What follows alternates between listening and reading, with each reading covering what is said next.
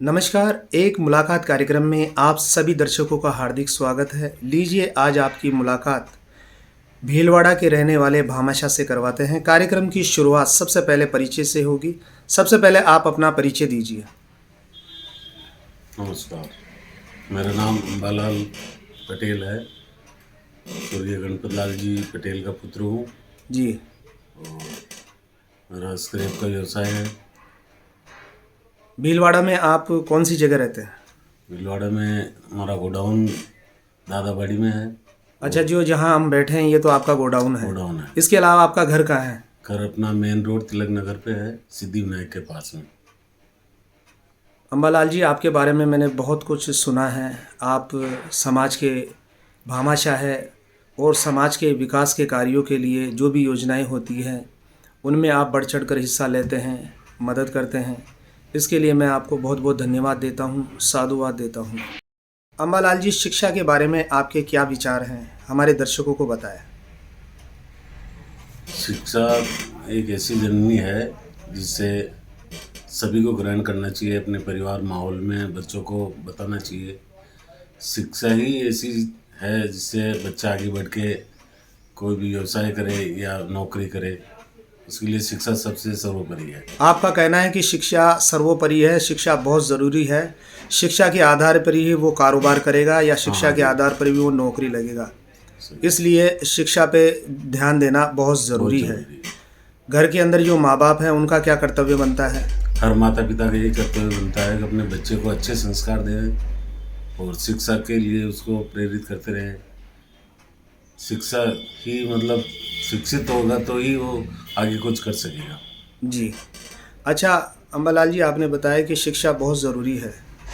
जो व्यक्ति शिक्षित हो गया तो क्या सुखी रहने के लिए सिर्फ शिक्षा ही काफ़ी है या संस्कार भी ज़रूरी है? नहीं, संस्कार भी जरूरी है। संस्कार होना तो सबसे पहले है, क्योंकि शिक्षित हो गया और संस्कार नहीं है तो वो फिर आगे नहीं काम बढ़ पाएगा और कुछ नहीं कर पाएगा। तो शिक्षा के साथ संस्कार सबसे अच्छा जरूरी है। तो संस्कार कहाँ से मिलेंगे बच्चों को? संस्कार तो अपने माता पिता उनको संस्कार देंगे, उनके करने पे वैसे ही वो बच्चा काम करे। तो हर माँ बाप का ये फ़र्ज बनता है कि अपने बच्चों को अच्छी बातें सिखाए, उनके साथ बैठे, उनको बताए कि क्या करना चाहिए, क्या नहीं करना चाहिए। इसके बारे में क्या विचार है? बिल्कुल बताना चाहिए। हर छोटे से बच्चे को, बड़े बच्चे को अपने माता पिता अपना ऐसा माहौल बनाए घर पे कि उसको शिक्षा के साथ ही ये संस्कार भी देना बहुत ज़रूरी है। शिक्षा है और संस्कार नहीं है तो क्या वो सुखी जीवन जी पाएगा? नहीं, नहीं जी पाएगा, क्योंकि संस्कार शिक्षा के साथ ही संस्कार जरूरी है। शिक्षा से आगे बढ़ेगा तो संस्कार होगा तो उससे परिवार में, समाज में अच्छा काम करेगा, सबका भला करेगा। संस्कारी आदमी होगा तो संस्कार होगा तो सबका भला करेगा। पत्रकार महोदय, मैं आपसे एक चीज़ और बताना चाहता हूँ।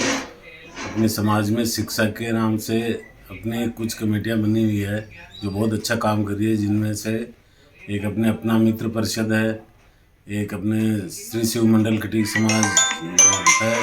ऐसी 2-3 और कम है जो बहुत अच्छा शिक्षा में अच्छा काम कर रही है, बच्चों को अच्छी शिक्षा दे रही है और उनका जो भी है मतलब अच्छी तरह से मदद कर रही है। जैसे जी। समूह विवाह हुआ, पढ़ाई के अंदर सब चीज़ में अच्छा काम कर रही है। अच्छा, शिक्षा के क्षेत्र में भी काम कर रही है, इसके अलावा सामूहिक विवाह सम्मेलन के में भी अच्छा कार्य कर रही है। बहुत अच्छा काम कर रही है। जी, इन जो भी ये कार्य कर रहे हैं समाज के लिए, इन सभी लोगों को मैं भी धन्यवाद देता हूँ। हमारे समाज के अंदर बहुत गरीब लोग हैं, बहुत पिछड़े हुए लोग हैं। अभी वर्तमान में मैं देख रहा हूँ समाज के आप जैसे भामाशाह लोग उनकी बढ़ चढ़ कर मदद कर रहे हैं, उनकी सेवाएं कर रहे हैं। तो ये एक बहुत अच्छी बात है। साथ ही साथ मैं एक बात ये भी कहना चाहता हूँ कि हम गरीबों की और अपने जो पिछड़े भाई हैं उनकी मदद करते हैं, ये अच्छी बात है। क्या हम रोज़गार में भी उनकी मदद कर सकते हैं? बिल्कुल कर सकते हैं। तो दोनों में से कौन सी ज़्यादा चीज़ सर्वश्रेष्ठ रहेगी, मदद करना या किसी को रोज़गार का साधन उपलब्ध करा देना? देखिए, एक बच्चा अगर अच्छी शिक्षा ले रहा है, अच्छा पढ़ रहा है तो उसको पढ़ना चाहिए, और अगर उसका मन नहीं है पढ़ने में तो उसको फिर कोई रोज़गार करना चाहिए। और रोज़गार देने में हम जैसे को आगे रहना चाहिए। कोई भी गरीब बच्चा है समाज का तो उसको रोज़गार के लिए प्रेरित करना चाहिए कि वो नहीं पढ़ पा रहा आगे तो उसको रोज़गार में डाल दें।